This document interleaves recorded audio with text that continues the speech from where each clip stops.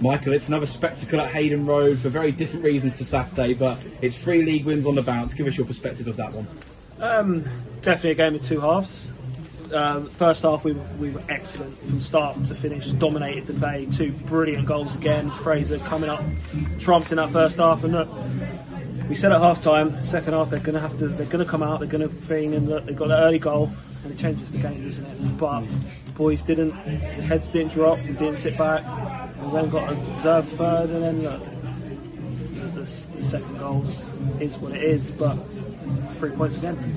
It was another good team performance, which we will come on to, but we can't not mention the man of the moment, the hat-trick hero, Fraser Corden. 3 brilliantly taken goals, and he's been fantastic since he's come back in, hasn't he? He's just shown his quality week in, week out. I think you've got it spot on, Joe. The quality that Fraser possesses is second to none, and I'm so happy for him because, like I said, he had a tough time starting the year, he didn't get his minutes, and he kind of disappears, and then he's come back in the door, he's shown what he's about, and it's 3 goals and from combined yards of about 8 yards, to be fair to him. Like I said, just getting in the right areas and put your foot through and put the ball in the box, and it caps a great team performance. You've got a number of options in your forward line now, whereas previously we didn't have that luxury of numbers earlier in the season. You're obviously missing Cairo tonight with that groin injury, but how important is it to have those options to the point where you don't have to bring on your new signing tonight? Yeah, it's a tough one for Dill because obviously we brought him in the building to come in and get involved and score some goals.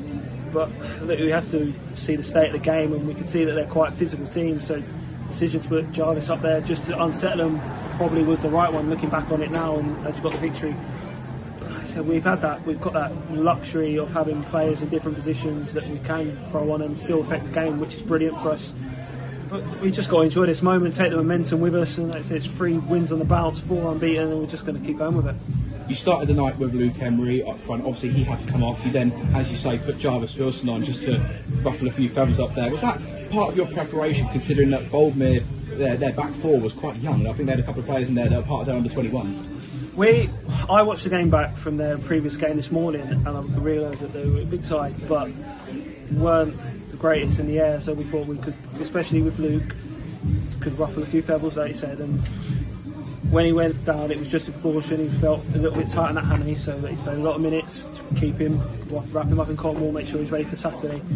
Jarvis, like I said, come on, he's done the job, and he ruffled a few feathers, and he nearly got a couple of opportunities to get the ball in the net as well. But we're just going to enjoy it. I'll assess it tomorrow and see where we can improve. But like I said, we've got to enjoy the momentum as it is and just enjoy the wins. It's the first time this season that we've scored 3 goals in a game, 3 really good goals as well from a team point of view. 100%, yeah, 3 brilliant goals, and I've said it when we were losing games that this team has got quality in abundance, and they're a very good group, and I think they're showing that now. So as the confidence is growing, the boys are just getting better and better. And I said it earlier that I think these boys can mix it with the best in this league, and we just got to keep going. Like I said, we take it game by game, but it's exciting times. You've got a bit more experience in your team now, and naturally that's leading to more cohesive performances. We're in control of games more. Does that lend to why we are at the moment doing a really good job of seeing out games when we get into those positions? Because we were 2-1 up for quite a while, and then it got to 3-2. We just had to keep our heads and see it through. 100%. It's all about that experience, but the boys are learning to win, and I think a few weeks ago probably we weren't. We were a bit too honest with ourselves, so we've had that conversation. We need to be a bit nasty at times, and we've done that, especially the last few weeks, and they said the results are coming. And we, of course, everyone wants to play pretty football and pass it from the thirds and great team goal. But you've got to realise at times, especially here, it's tough to do that, and we just need to work hard, put the ball in the right areas, and then let our creative players with that bit of quality, like Miggs, Fraser, Ethan on the right today, just do their thing and win us games. All of your 3 Northampton loanees play for their parent club today. What is the state of play? Because obviously you've got a couple of them on season-long loans. Are there particular games where their youth alliance is prioritised, or when they come here? How does that all work at the moment? Yeah, we're understanding that the boys haven't got minutes at the moment, but that's testament to the boys with the shirts. Like we said, we want them to keep them when they've got them, and they've been doing a job. So that sometimes for the boys, especially Ruben, Jacob and Tom, that the minutes is important for them. We want to keep them fit, so when it's their turn to come into the squad, that they're ready to go. That's what we need. Everyone put in the right direction. We've got a good squad now to test these last 13 games, and as a manager, you're so excited for it because you said you've got that luxury of loads of different players to bring in, and yeah, it's exciting. Coventry Sphinx up next here at Hayden Road. It's another home game in front of our fans, another team that are not too far away from us in the table now. Just how big is that one? Yeah, we'll be, Joe, we know that. We've got 13 big games, but testament to the boys. I saw a thing that 2 weeks ago we was 14 points from safety, and now when you're looking at it with 5 with a game in hand. 4 points with a game in hand. There you go. So look, it's testament to what they've done in there, and they deserve the plaudits, and they're working hard for it. So we're going to bounce into this weekend full of confidence, on the front foot like we have been, and we're going to go try and win the game. And just from a general point of view, what's pleased you most about this upturn in fortunes? Because this run of form, these results, they've been no fluke. We deserve to win these games. For me, like I said, I have the luxury of watching these boys on a Tuesday and a Thursday in the training and on the matches. And I said it to you when we were losing games that they're getting better. We are seeing the improvements, and now we're reaping the rewards from that. It's having the faith in them, and when it is going bad, yeah, it's going bad, but keeping them positive because we knew it weren't going to last forever. And I said, now that we're in this good little run of form, we have to enjoy it because we have gone a while without winning a game, and got to keep them grounded. They're a young lad, but got to let them enjoy the moment as well. Congratulations on another win, Michael. We'll see you on Saturday. Thank you. Fraser, congratulations on another win, and congratulations on your 3 goals as well. Where does this night rank in your career? Very highly, yeah. Obviously, absolutely buzzing to score 3 and buzzing to get the 3 points. I think we're sort of gelling well as a team now. You can see that with winning 3 on the bounce.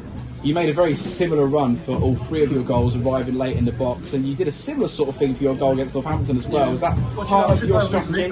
Yeah, and it's something, obviously, the management team have asked me to do. Obviously, arrive in the box. We need to get bodies in the box to score, and thankfully the ball just fell to me 3 times. 2-0 up inside 25 minutes. Your confidence in the team must have been flying at that point. Yeah, it was, and I think we showed that with our first half performance. I think we were dominant throughout. We maybe then stepped off a bit in the second half, but we managed to get it over the line, and that's all that matters. Boldmere, to their credit, ended the first half well and started the second half well as well, getting that goal to pull the game back. What was going through your mind at that point? Let's not concede another, really. Let's hang on and keep the 3 points there. But to their credit, yeah, they fought back well. They've just scored the 2 in the second half and made it a bit nervy for us. Have you got a particular favourite of your 3 goals at all? Probably the third one. I mean, it's the one that won it and the one that capped off the hat-trick.